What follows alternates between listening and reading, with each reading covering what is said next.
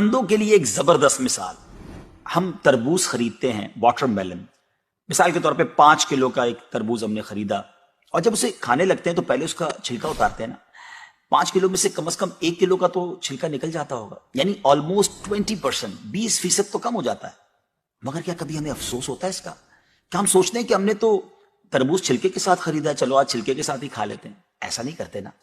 اسی طرح مالٹے کا بھی حال ہے کہ ہم خوشی خوشی سے اس کا چھلکا اتار دیتے ہیں، حالانکہ ہم نے چھلکے سمیت خریدا ہوتا ہے، مگر اس چھلکے کو پھینکتے ہوئے ہمیں کوئی تکلیف نہیں ہوتی. یہی حال مختلف پھل اور سبزیوں کا ہے.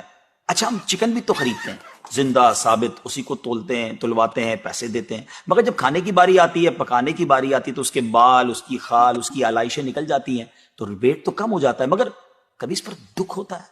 نہیں نا. تو پھر 40,000 میں سے 1,000 دینے پر، 1,00,000 میں سے صرف 2,500 دینے پر ہمیں کیوں بہت تکلیف ہوتی ہے؟ حالانکہ یہ صرف 2.5% تو بنتا ہے، یعنی 100 روپے میں سے صرف 2.5 روپے. یہ تربوز، کیلے، آم اور مالٹے کے چھلکے اور گٹلی سے تو بہت کم ہے نا.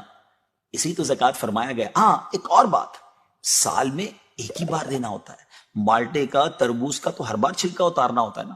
یہ 100 روپے میں سے 2.5 روپے یا 1,00,000 میں سے 2,500 روپے سال میں ایک ہی بار دینا ہوتا ہے، اور اسی کو زکوٰۃ کہا گیا. کیا برکت والا کام ہے یہ. مال بھی پاک، ایمان بھی پاک. عقل مندوں